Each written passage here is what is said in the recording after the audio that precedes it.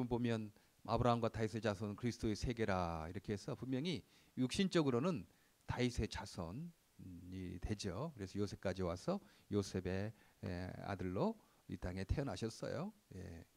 그러나 예수님을 단순히 육신의 눈으로 볼 것이 아니고 하나님의 아들로 신적인 전능하신 능력을 가지신 분으로 우리가 늘 기억하고 그렇게 섬기는 게 너무 이렇게 필요하죠.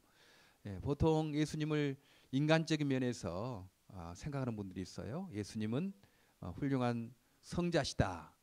그리고 위대한 선생님이시다. 이런 정도로만 그 예수님을 생각하는 분들이 이렇게 있거든요.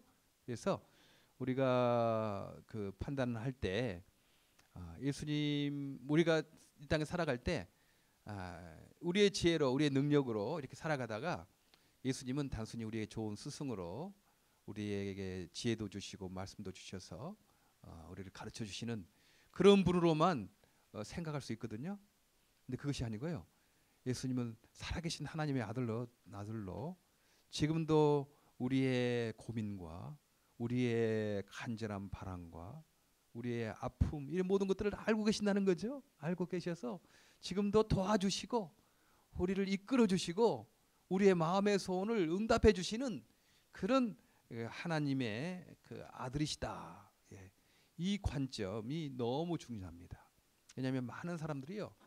예수님이 그냥 훌륭한 성자시다. 인간의 위대한 스승이시다. 이 정도는 다 인정해요. 다 인정합니다. 그 불교에서도 인정하고요. 예수 안 믿는 사람도 인정하고 그 모슬렘 마호멧도 인정해요. 예수님이 훌륭한 선지자다. 훌륭한 선생님이시다. 그런 정도는 대부분이 인정합니다. 그런데 예수님께서 하나님의 아들이시다. 이제 그 부분은 인정하지 못하는 거죠. 근데 오늘 성경의 말씀에 어찌 그 그리스도를 다윗의 자손이라고 말할 수 있느냐? 예수께서 그렇게 말합니다. 그리스도를 다윗의 자손이라고 어찌 말하느냐? 시편에 말하기를 다윗 왕이 주께서 그러니까 주께서 내 주께 이르시되 다윗 왕이 친히 말하였을 때 주께서 내 주께 말하시되 그러니까 하나님께서 또 다른 주께 이르시되 이제 그렇게 말씀하신다는 거죠. 내가 그러니까 하나님이 내 원수를 내 발등상에 상에 둘 때까지 내 우편에 앉았으라 하셨도다 했느니라. 그러니까 하나님께서 예수님을 발등상에 둘 때까지 하나님 우편에 앉았으리라 하셨다. 그래서 다윗이 하나님을 주라고 말씀하셨을 뿐만 아니고 그 우편에 앉아 계신 예수님을 그리스도를 주라고 그렇게 말씀했는데 어찌 그리스도가 다윗의 자손이 되겠느냐, 그의 자손이 되겠느냐 그렇게 말씀하시는 거죠. 그래서 예수님이 나는 인간적으로는 다윗의 자손일지 모르지만 다윗 왕이 주라고 부른 하나님의 오른편에 앉은 하나님의 아들이다라는 사실을 예수님께서 강력하게 이렇게 말씀하고 있는 것입니다.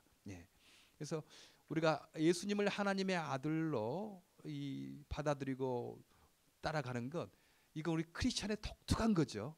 다른 어떤 것들도요, 이건 말하지 않습니다. 예수님을 다 좋은 분으로 성자로 선생님으로는 뭐 충분히 인정하지만 예수님이 하나님의 아들이고 천지를 창조하신 분이시다, 하나님 우편에 앉아 계신 분이시다라는 것을 잘 인정하지 않는 그런 경우가 많이 있습니다. 네, 오늘 우리가 다윗이 주라고 부르는 예수님을 우리가 주로 모시고 사는 것, 이건 너무 필요하다. 우리가 예수님이 단순히 스승이나 좋은 선생님이 아니고 하나님의 아들이다, 지금도 살아계셔서 우리를 이끄신다 이럴 때 어떻게 우리를 이끄시는가, 어떻게 우리를 보호하시는가? 첫째는 지혜를 주심이죠. 지혜, 생각나게 하고 마음속에서 창조적인 생각을 일으키시는 그런 분이십니다. 세상이 줄 수 없는 지혜를 우리에게 주신다 하는 거죠. 우리가 나 지혜가 부족하다, 내가 어떻게 좋은 아이디어가 없나 이렇게 할 때요, 우리 하나님께 구하라고 말씀합니다. 예수님 이름으로 하나님께 구하면 누구든지 지혜가 부족하거든 후히 주시고 꾸짖지 아니하시는 하나님께 구하라. 그리하면 주님께서 주신다. 그렇게 말해요. 어떤 문제든지 하나님 그 문제를 바라보는 시각이 너무 중요하죠. 그것을 내가 바라볼 수 있도록 이렇게 기도하는 거죠. 그러면 지혜를 주십니다. 저도 요즘에 큰 평안을 누리게 있는 것 중에 하나가 이제 이렇게 말을 할 때 어떤 사람이 굉장히 막 인상을 쓰면서 그다음에 열을 내 가지고 그렇게 말하는 사람이 있으면 그 사람이 아무리 실력이 좋아도 아직 이 말하는 인격적인 성숙이 좀 덜 된 분이다. 성숙하지 못한다라는 판단을 금방 해요. 진짜 실력 있는 사람은요. 그렇게 인상 쓰면서 막 열을 내면서 그렇지 않거든요. 그냥 부드럽게 말하고 그냥 그 스무스하게 화평 가운데 그 말하는 사람이 그 사람이 진짜 실력 있는 사람이거든요. 근데 전에 제가 좀 아직 성경에 익숙하지 못하고 잘 몰랐을 때는 막 그렇게 주장을 막 하고 그렇게 막 이렇게 그 열내는 사람 그런 걸 보면 정말 실력 있는가 보다 이렇게 생각했거든요. 그래서 괜히 내가 열등감을 느낄 때가 있었는데 하나님께서 진짜 실력 있는 것은 그런 것이 아니다. 부드럽게 말해도 감정을 조절하면서 자기 감정을 조절할지 모른다는 것은 그만큼 미성숙하다는 거거든요. 그래서 그 사람이 아무리 큰 소리 치고 아무리 논리 정연하게 하고 해도 감정을 조절하지 못하고 큰 소리 치는 사람은 아직 좀 덜 미성숙하다 이렇게 판단하면 좋습니다. 그러니까 좀 자신감을 갖는 거죠. 저 사람 조금 미성숙하다. 내가 저 미성숙하니까 내가 어떻게 잘 대할까? 이런 것들을 지혜를 얻게 되고 마음에 성숙한 차분한 마음으로 대할 수 있게 되었습니다. 그렇죠? 그런 지혜를 어떻게 말하는 사람이 성숙한 사람인가를 딱 판단할 수 있는 그 지혜를 주신 것입니다. 그럴 때 내가 거기에 저분은 나보다 조금 더 미성숙하구나. 나는 그래도 감정을 조절하고 있는데, 그러니까 내가 좀 더 긍정적인 시각에서 그 사람을 대할 수 있게 된다는 것입니다. 마음의 평안한 가운데 이렇게 대할 수 있게 되는 것입니다. 순간순간 우리 예수님을 통해서 하나님께서 우리에게 지혜를 주시는 거죠. 생각을 주시는 거죠. 저 미랄 선교단에 나갈 방향이 어떤 것일까? 그런 고민이 많았거든요. 미국에 세워져서 미국 곳에 세우지만 또 더 나아가서 미국의 세 목적이 단순히 미국에 있는 장애인뿐만 아니고 더 저 가난한 나라, 더 힘든 나라 장애인들에게 나가야 될 텐데 어떡하나 지금 여기에 있는 그 살림도 빠듯하고 여기에 있는 것들도 참 더 이상 이렇게 뭐 여유가 없는데 어떡하나 이제 그런 기도를 하는 거죠. 근데 한 2년 전인가요? 그 2003년 전이군요. 그때 특수 교회를 좀 하자. 장애인 선교를 목적으로 하는 그런 교회를 좀 하면 여기에서 인적인 물적인 자원들 사명자들이 일어나서 더 가난한 나라 장애인들에게도 이렇게 갈 수 있겠구나. 이제 그런 생각을 주신 거예요. 전혀 그동안은 생각지도 못한 이건 어떻게 하나 이 물적인 인적인 자원들을 이렇게 더 다른 나라에 흘러보내야 될 텐데 어떻게 하면 이 흘러보낼 수 있겠는가. 굉장히 그 기도하고 고민했는데 하나님께서 특수한 교회, 장애인 선교를 목적으로 하는 교회, 그런 교회가 세상에 없거든요.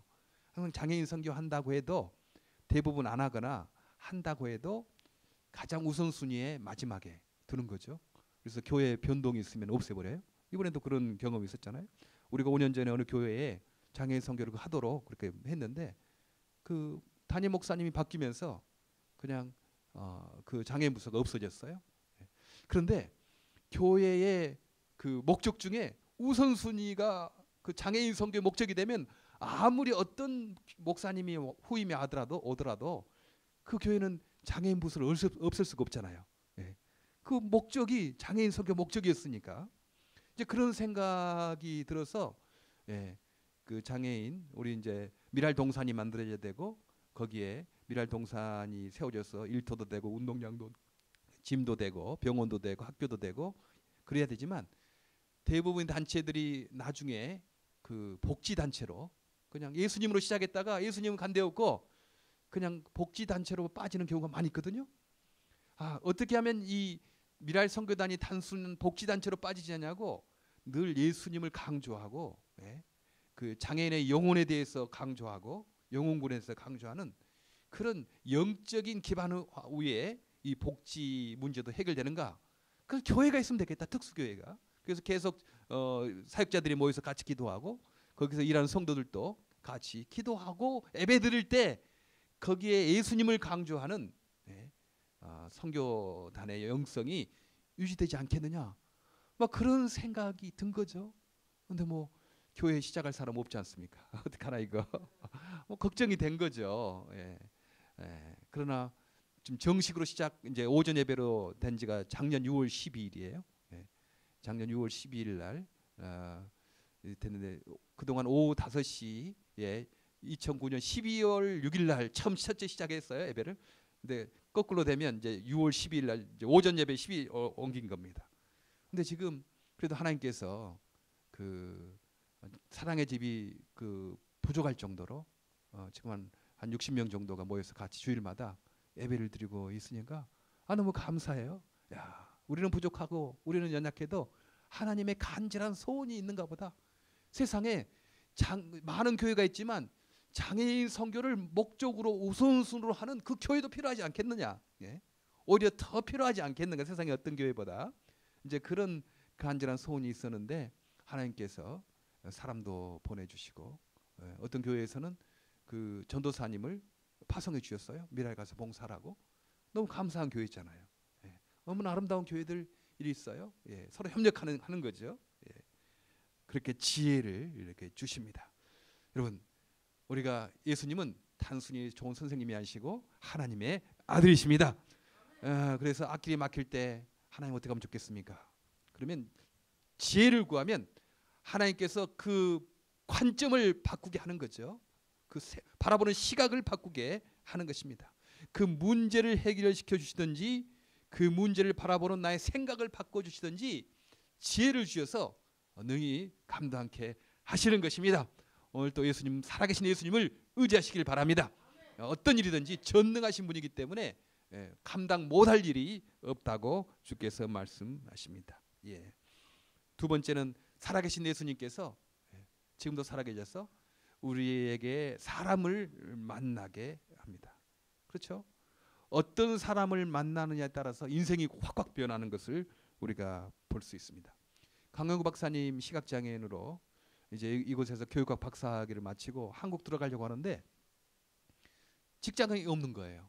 뭐 시각장애인이라고 뭐 자리가 없는 겁니다. 그래서 어쩔 수 없이 미국에 남게 됐죠. 근데 그분이 결정적으로 그 하나님 보내신 사람을 만나게 됐어요. 그 숀버그, 그때 당시에 일리노이 검찰총장이었다는 그래요. 근데 한 번은 밤에 그냥 비오는 밤, 캄캄한 밤에 지팡이 짚고 가는데 자동차가 갑자기 자기 옆에 쓰더래요. 그래서 웬일인 거 봤더니 자기는 검찰총장인데 혹시 어디 가시냐고, 내가 도와드릴 일이 없느냐고. 이제 그때 만나게 돼서 그 숀버그 그분이 이제 그 계속 강영구 박사님을 추천도 하고 인도도 하고 했다고 합니다.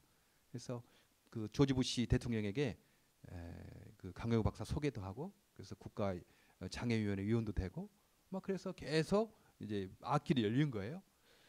아무리 실력 있고 아무리 갖추어도 사람 못 만나면 빛을 못 발휘한 거죠. 그래요. 우리는 내 실력을 갖춰야 되고 열심히 노력해야 되고 뭐 땀 흘려서 일해야 되죠. 그건 기본입니다만 한 가지 더 구할 것은 하나님, 나에게 사람을 붙여 주십시오. 사람을 만나게 해달라고, 그 하나님의 사람을 만나게 해달라고 기도해야 합니다. 예수 이름으로 기도해야 되죠. 그러면 놀랍게 우리 인생이 바뀌는 거예요. 아무리 뭐 똑똑하고 뭐 성실하고 뭐 그래도 뭐 주일도 빼먹고 그냥 돈 벌고 뭐 공부하고 해서 뭐 해도 일어나도 사람 잘못 만나면 순식간에 그 인생이 어긋나는 것 아니겠습니까? 우리는 주변에서 가끔 그런 분 만나잖아요. 주일날 교회도 안 가고 공부해서 좋은 학교 졸업했는데 나중에 못된 남편 만나가지고 얼마나 힘들게 사는 그런 여자, 우리 서식 들지 않습니까? 그리고 그렇게 안 먹고 안 쓰고 자식 공부가르치려고 해서 좋은 직장 가졌는데 못된 며느리 만나가지고 그냥 부모하고 관계가 끊어진 그런 사람 이야기도 가끔 듣습니다. 여러분, 우리가 성실하게 사는 것, 그런 거 중요합니다. 그러나 여호와께서 성을 지키지 아니하시면 지키는 자의 수고가 헛됩니다. 헛돼요. 우리는 성을 지키려고 노력해야 되죠. 그리고 한 가지 더, 하나님께서 사람을 만나게 하지 아니하시면 이게 다 헛것이 됩니다. 하나님, 나에게 사람을 만나는 복을 허락해 주셔서 내가 열매를 거둘 수 있도록 그렇게 은혜 주시길 바랍니다. 예수 이름으로 하나님께 구하는 것입니다. 예수님은 살아계신 하나님의 아들이시기 때문에 얼마든지 우리의 어려움을 도우실 수 있다 하는 것입니다. 저는 미랄의 만남이 복된 만남이라고 생각해요. 참 복된 만남. 저도 30년 전에 미랄에 와서 참 복된 만남. 나는 조금이나마 내 시간을 좀 나누다고 생각했는데 하나님께서 복된 만남 많이 주셨어요. 얼마나 복된 만남 됐는지. 여기에서 그 제 짝도 만나지 않았습니까? 그렇죠? 복된 만남이죠. 아마 집사람도 저 만나서 복된 만남 아니겠어요? 그러지. 같이 예수 안에서 만났고, 특별히 이 땅에 장애를 가진 형제 자매들에게 예수님 전하자, 그런 만남으로 만났으니까 나도 복되고 아마 아내도 복되고 그런 것이 아니겠나, 그런 생각해요. 그리고 여기에서 만난 우리 형제 자매들, 복된 만남이죠. 복된 만남. 여기에서 무슨 이익들을 얻으려고 온 것 아니에요. 어떻게 주님 사랑하려고 오신 분들이기 때문에 여기서 만나는 그 만남은 얼마나 복된 만남입니까? 하나님 기뻐하시고 인생의 목적에 합당한 삶을 우리는 지금 살고 있다. 전 늘 젊었을 때부터 고민이 그거였어요.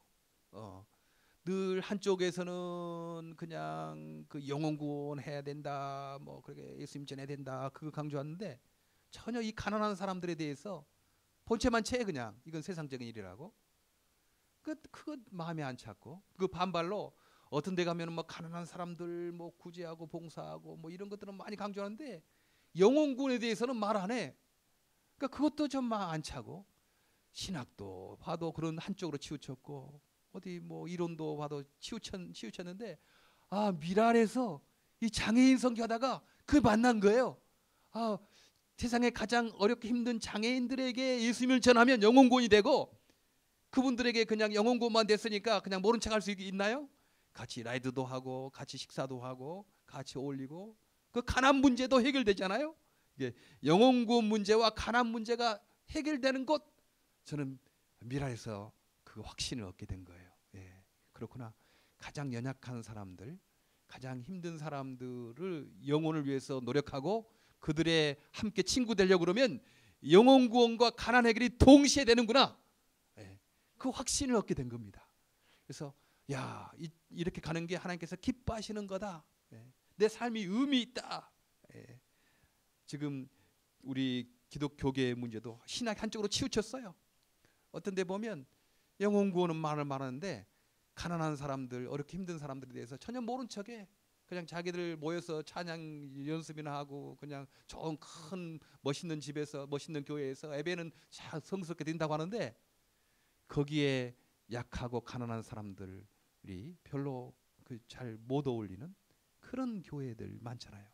근데 그 반발로 그냥 거기는 그냥 가난한 사람, 어려움 당한 사람들 뭐 한다고 하는데, 예수가 하나님이신 것, 예수를 통해서 영혼 구원 받는 것, 이거 그냥 모른 척하니까 그 교회가, 거기가 지금 사회복지단체인지 교회인지 모를 정도로 그렇게 돼 있습니다.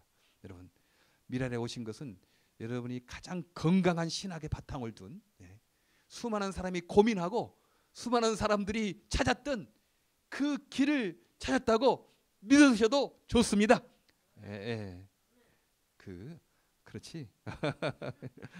얼마나 좋아요. 우리 이렇게 미랄에서, 미랄은 배운 사람도 있고 못 배운 사람도 있고, 장애인도 있고 비장애인도 있고 부자도 있고 가난한 사람도 있고.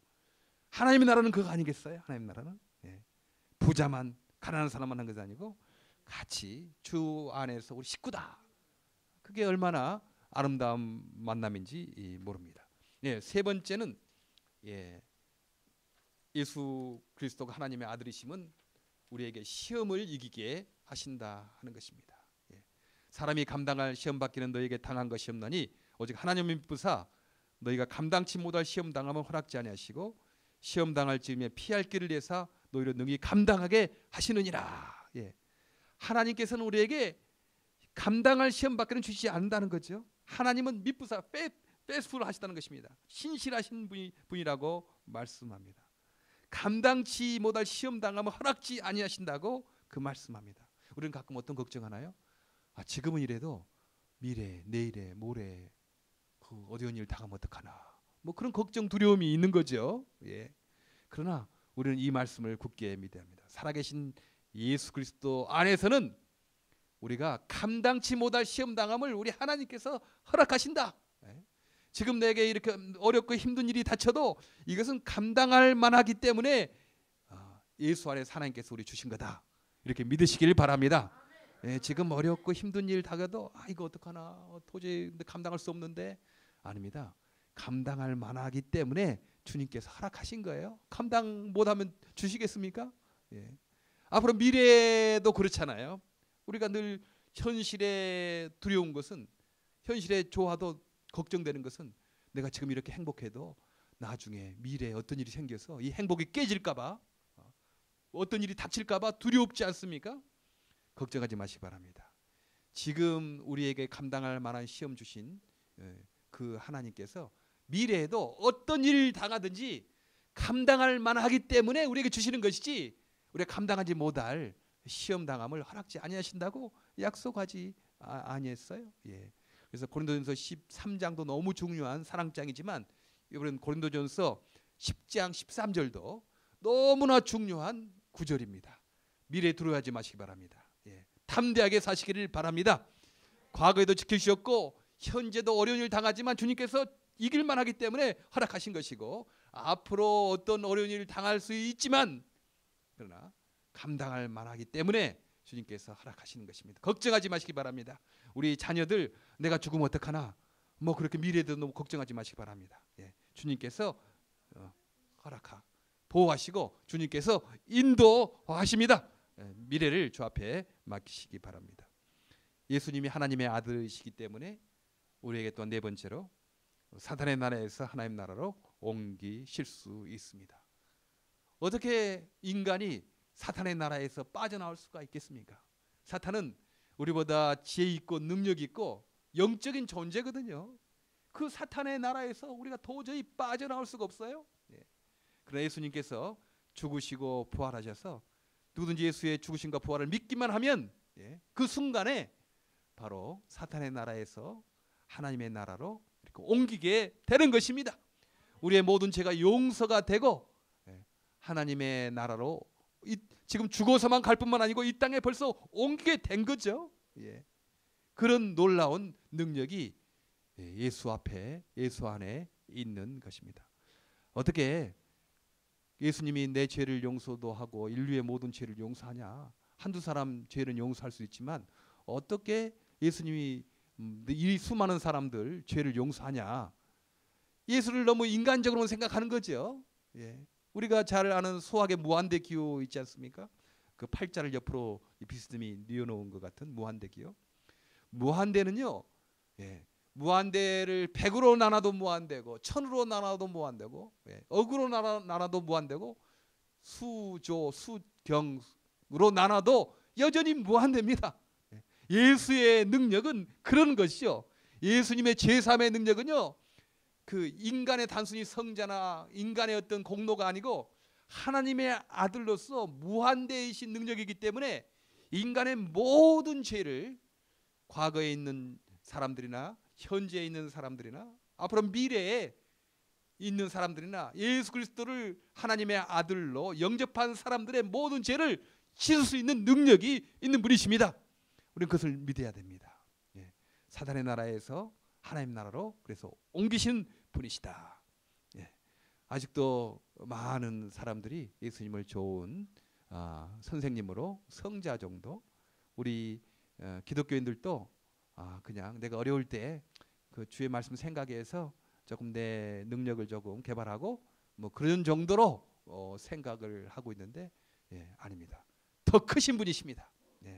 그분은 하나님의 아들이 되셔서 우리들에게 살아 계셔서 우리가 어려운 일 당할 때 지혜 주셔서 감당케 하시고요. 우리가 힘들고 어려울 때 사람을 만나게 해서 감당케 하시고 시험을 이기게 하시고 또한 사단의 나라에서 하나님 나라로 옮기게 하신 하나님의 아들을 믿는 그 믿음으로 승리하시는 저 여러분 되기를 간절히 바랍니다.